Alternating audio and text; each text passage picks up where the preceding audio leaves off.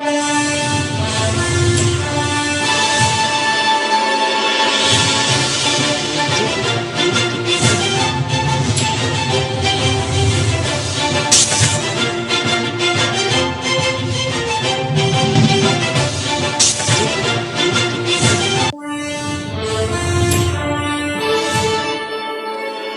Buhari today met with former heads of state in consultation with over the state of the nation in the wake of the NSAS protests and the past days of crisis. And Lagos Governor Babajide Sanwo-Olu tours the sites of destroyed facilities and properties by mobs. The 24-hour curfew has been eased, but once against protest.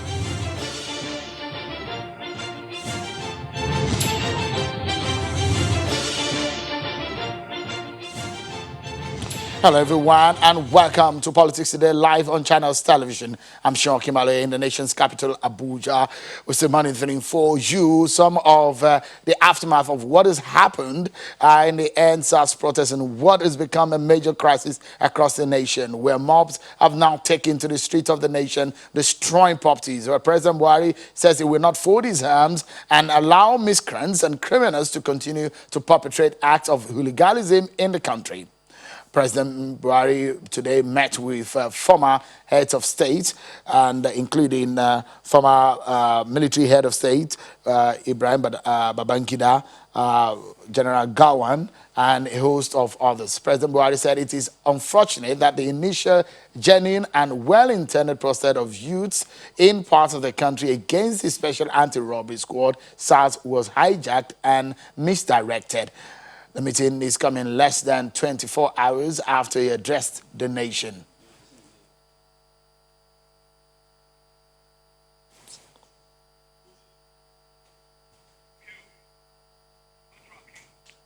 Meanwhile, the governor of Lagos State, in the theater of the past days of destruction of properties, have gone around the site to assess the situation. After the assessment tour, the governor declared an ease in the 24-hour curfew, but he made some comments on the situation in the state as regarding the SARS protest.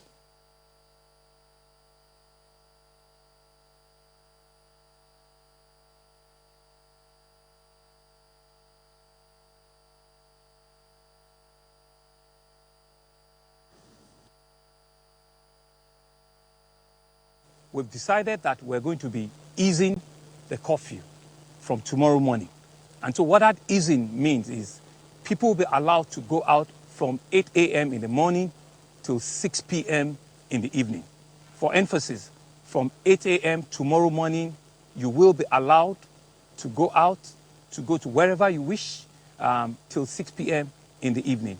We have also commenced the cleanup of the city, because the city needs a whole lot of cleanup, a whole lot of roadblocks, tires burnt on the road. And so Loma, like you've seen, are out already. And so they'll be working all throughout the night. But in the event that they do not finish, I want to admonish and appeal to motorists and our citizens to be careful on the road. Please, if you do not need to go out, please stay at home. But if you must and you have to go out, please drive with a lot of caution, because there's still a lot of barricades, there's still a lot of burnt tires that will have broken bottles and broken things here and there. So please be careful while you're on the road. We will try and clean up the city overnight. They are out already. We've pushed all of the men and women of Loma. They are out already doing the cleaning. But in the event that they do not have the capacity to clean it up fully overnight, I'm just advising all of us to just drive courteously. We will look at the curfew on Saturday and Sunday, and we'll come back to you what will happen in the days, Mondays and Tuesdays and into the week. That's the governor of Lagos State, Babajide Sanwo-Olu. But one major issue from today's top stories is the president's meeting with the former leaders and what he told them. Let's get some information more on what was discussed at that meeting earlier today, where we had former heads of state, including General Yakubu Gowon, President Olusegun Obasanjo, General Ibrahim Badamasi Babangida, Chief Ernest Shonekan, General Abdulsalami Abubakar, and former President Goodluck Jonathan. Some members, top officials of the government in this present cabinet were physically present. I'm being joined on the program to get more perspective on what was discussed and what the former heads of state told President Buhari as regards on the state of the nation. Mr. Femi Adesina, the special advisor to President Buhari on media and publicity, joins us now. Thank you so much, Mr. Adesina, for joining us tonight. Thank you. Was it a conversation of a heart-to-heart, or the kind of, because the kind of speech that we saw from President Olusegun, or former President Olusegun Obasanjo, was a very, very, very strong one leading to that meeting? And was that kind of disposition expressed at that meeting? I'll say the meeting today held in a personable and convivial atmosphere. You didn't sense any tension in the air between anybody, and you wouldn't think any of those former leaders had been, in quotes, at daggers drawn with President Buhari in recent time. It just went well, personable. And so, was it a situation, of course, we know that the meeting was at the instance of the president, yes, inviting the former leaders. Was it a situation where he was briefing them? Because these are major members of the Council of State. Yes, the meeting started with the president briefing them. And then, well, it started with General Yakubu Gowon making remarks like chairman, because he was the most senior of them in terms of leadership ranking. And then our president briefed them. And each of the 6 heads of states were then given time to make comments and recommendations. And then the president rounded up. For someone like President Obasanjo, who had said the president needed to speak before, he made that clear in the statement that was released by office. That was part of his statement. What other things did he say that came out to you in that meeting?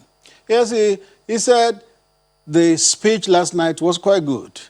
And that the country... According to the former president? Yeah, according to the former president. He said it was quite good and that the country had been waiting for it. And then he mentioned specific things in the speech which he felt was very good. And he then made his recommendations going forward, how things can be better done in the country, particularly in the area of economy and foreign direct investment and local investment. He said if we were going to get the economy and the unemployment situation right, you needed a lot of local investment and foreign direct investment. And if you will get that, security has to also be stepped up. He said the government has done a lot on security, but the job is not done yet, which had always also been the position of the president. A lot has been done, but the job is not done yet. And it's not done until we see all these security challenges completely dissipated and taken care of. So former President Obasanjo said security needed to be accomplished, what was being done in security, and of course the corollary of that would be the investment, both local and foreign. So none of those past leaders spoke to the president about what they thought in the manner and approach of the government's handling of the situation? All of them, on the contrary, all of them commended the handling. All without exception. But you are getting the reaction from Nigerians on the handling and the approach of this government to the situation. Well, the thing about... You think Nigerians are happy with your government? The thing about Nigerians is that there are 200 million of us. And 200 million people will not see things the same way. The same way. And each will have a right to see it the way he or she sees it. That's the truth. The speech of the president on yesterday night, there were a few people who had commented that there were a few omissions from that speech. You got that feel, isn't it? I listened to some on your program and on other programs. The thing is that no single speech will take care of everything. But No single speech. Are you worried that the speech also probably missed out a major factor? In fact, the primary incident of the past days was totally missed out in that statement. Are you worried that that kind of omission meant a lot? It's not true. Somewhere in that speech, the president spoke to the international community, thanked those who had sought understanding before they made comments. And in other words, he was also telling those who were hasty in their judgments to seek more information. He didn't miss out anything. Because you and I know what he was talking about there. Yeah, I know, but that's based on conjectures. I mean, Lekki, for example, was never mentioned throughout that speech. Because... And so for those who have said, maybe the president had omitted that, but it was a major... It was not omitted. That message to the international community was on Lekki. But was that a message directly to citizens and those who are probably hit by the incident? A president is the last bus stop on major issues in the country. Lekki happened. Lagos has instituted a judicial panel. The defense headquarters had come to say that it was awaiting some investigations. Do you then expect the president to weigh in at that point when he hadn't got feedback from the two bodies that are like investigating? That would not be proper. But are you defending, Mr. Additional, the fact that those who have criticized that the president blanked it out? No. And in fact, the incident in Zamfara was never mentioned in the State of the Nation address. It was not a State of the Union address. It was the State of the Nation because no, at that moment... You needed to get it right. Hold on, Mr. Additional. Yes. How do you define it as the State of the Nation address? This was specifically on NSAS. No. Yes. Mr. Additional. NSAS was the primary situation of the country at the moment. And it was the State of the Nation. It was the mood of the country at that time. No. Because I was the one who issued the statement on that broadcast. And the intro of my statement was that after taking briefings from the Security Council yesterday, the president will address the nation on the NSAS protest. So, I mean, the other part of the role of the military was also missed out. Which was the role of the military? In that, the alleged role of the military. I told you just now that defense headquarters spoke. Is that not the military? But we're talking about the president.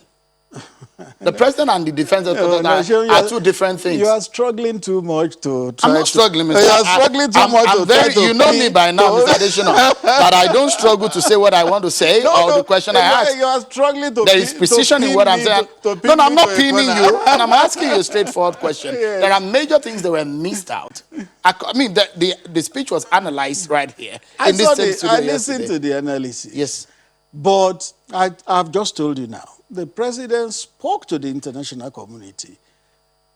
Some countries had reacted to Lekki without getting information. Are we so bothered about what the other countries, or should we be bothered about the citizens of this country?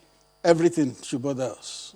Both the citizens and the international community. Everything should bother us. So the president has not gotten any briefing from the military on this incident? The defense headquarters has spoken and said it will be investigated. Lagos State government has said it will be investigated. It will be premature and even presumptuous. But we should have heard it from the president, don't you think? That's what? That we should have heard that same information from the president, don't you think? Yes, the president is waiting for feedback from those investigating bodies. It is after then that he can say anything. Do you have a feeling that Nigerians are not happy with this government and President Buhari? Perhaps in the approach of things? My feeling is personal to me. So I should not be discussing my feeling. I'm here to talk as spokesman of the president. My feelings are personal to me. Mr. Femi Adesina, thank you indeed for talking to us tonight. Thank you. We'll take a break, but when we come back, we'll be joined by Senior Advocate of Nigeria, Professor Kanyisola Ajayi, and the Director of West Africa at the Ford Foundation, Mr. Innocent Chukwuma. We'll take a look deeper into the incident of what happened in Lagos, the wanton destruction of properties, and the speech of the president. Don't go anywhere. We'll be right back, everyone.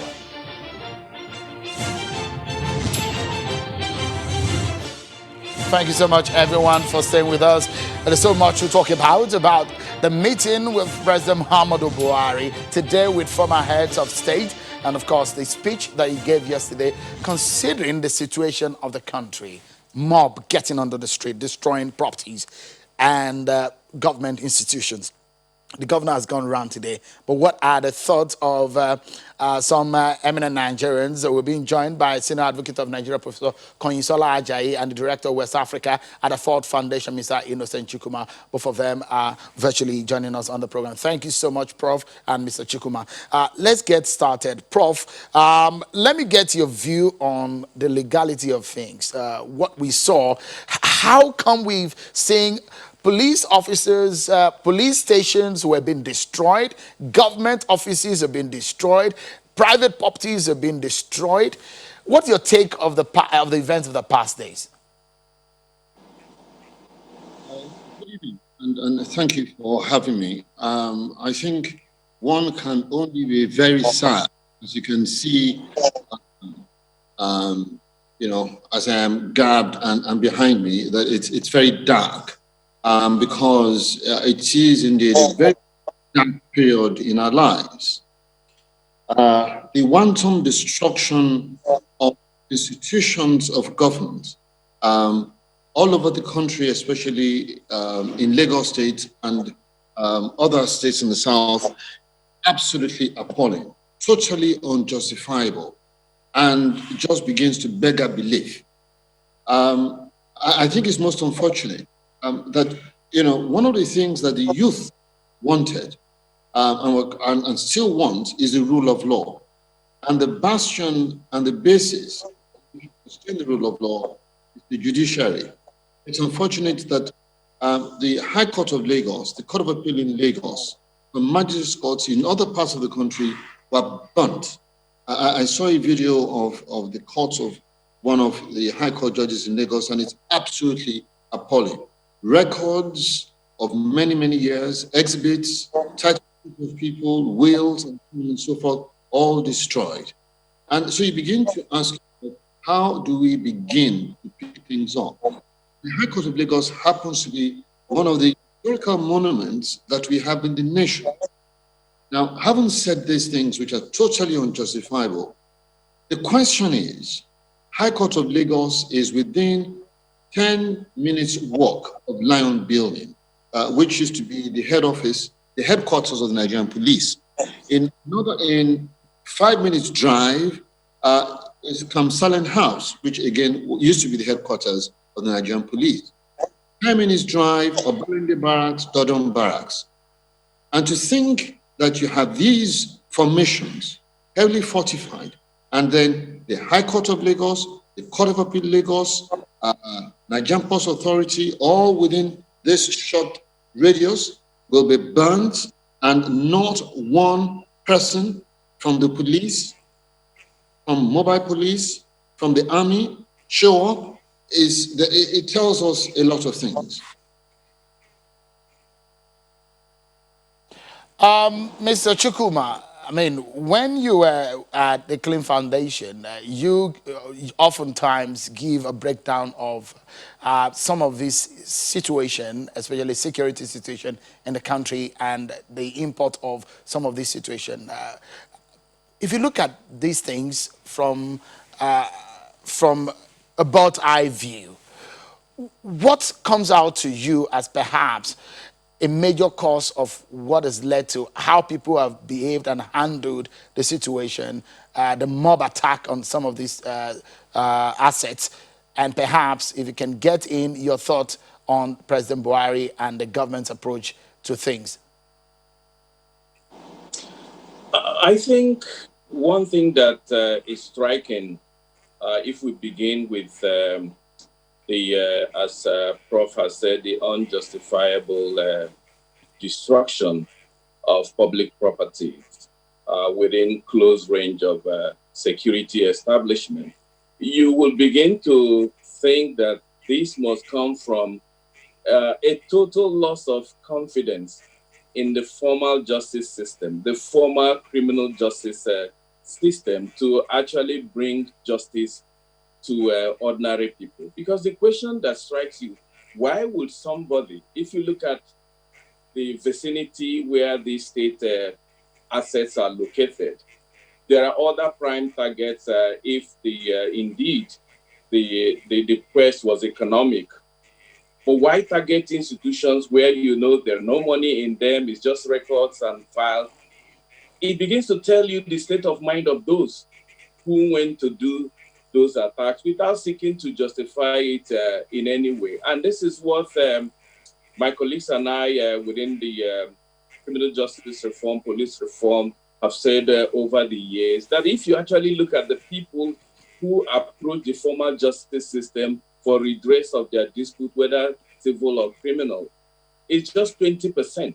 4 out of every 5 Nigerians, when I was conducting crime and safety surveys under Clean Foundation, 4 out of 5 have lost confidence in the justice system because of access, because of cost, because of delays, because of the dehumanization. In fact, the facade of the justice system itself, for many people in Nigeria, is so frightening that they don't want to have anything to do with it, which is something we need to take home in trying to redress the injustices, the situation in Nigeria, because this is a bottled up anger over the years without, again, trying to justify it in any way, because what we're trying to do here is to better understand what is going on so that when we are offering solutions about what could be done to address them, we will be operating from a position of knowledge about where some of these things are coming from.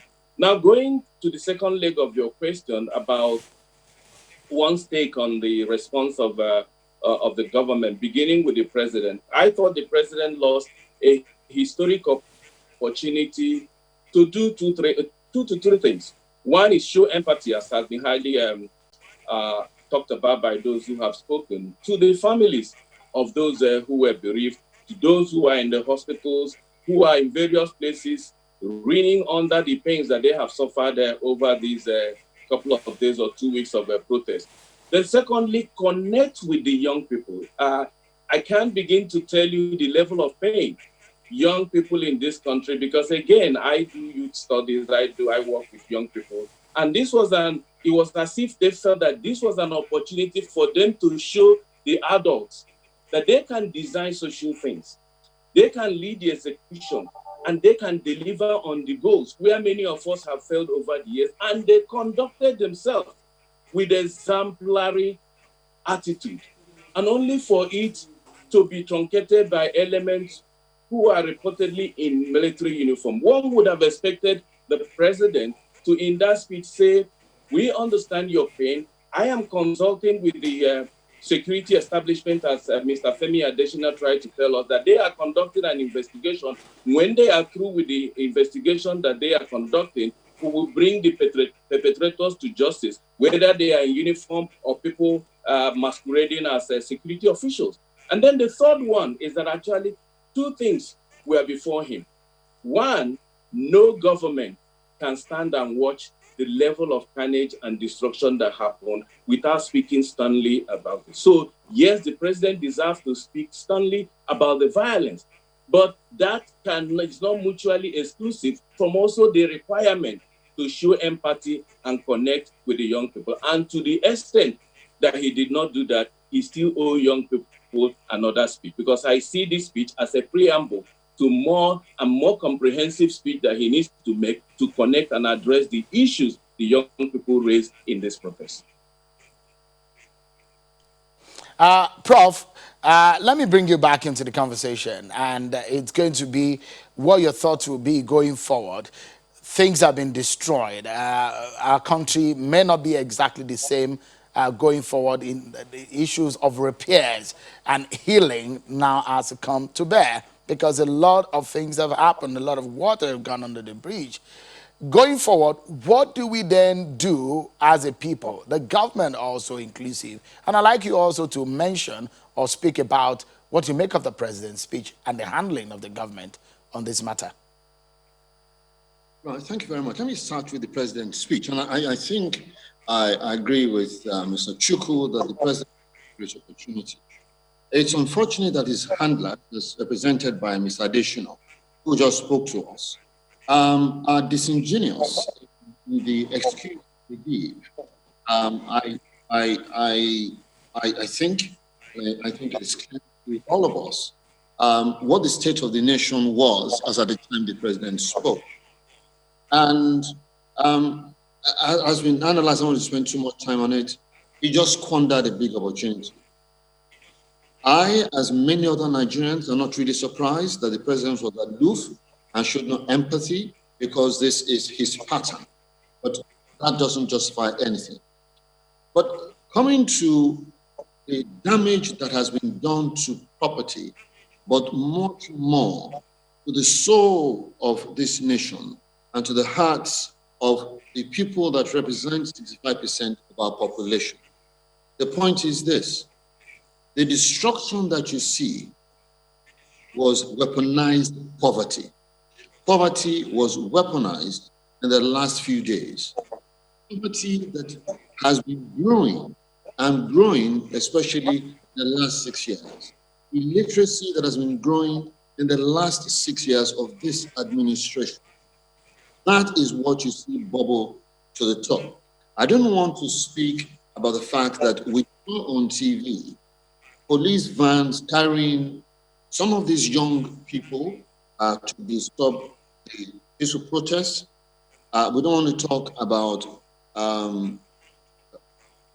jeeps, black jeeps, with tinted glass, and men in suits with white shirt, black tie, black suit, sunglasses, and with bulging shoulders, picking up some of these people, disturbing the peace in other parts of the country.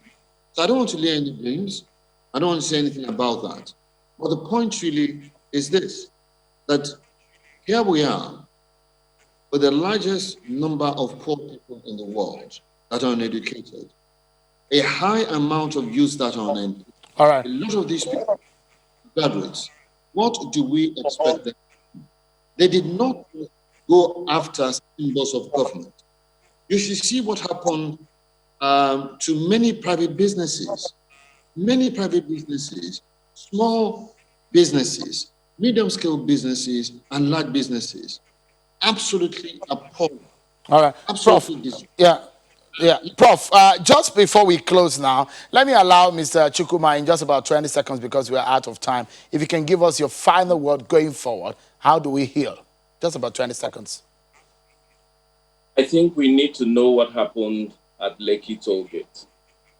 The government owes us an independent inquiry about what happened, with a view to fishing out the perpetrators and bringing them to justice. And we have a precedent on this. In 2005, there was the Apple killing incident in Abuja. There, the federal government instituted a Justice Dock inquiry that, when looked at that incident, identified those who were responsible for it, paid compensations to the family, and those who were found culpable were prosecuted. Most of them were jailed. So we need the same thing here to show an example that government, a democratically elected government, will not tolerate that kind of thing. Mr. Innocent Chukwuma, thank you so much indeed for your thoughts. And Professor Konyisola Ajale, Senior Advocate of Nigeria, thank you so much for your thoughts and sharing them with us tonight. And that's our show for today, everyone. Thanks for watching. I'm Sean Kimale. Bye-bye.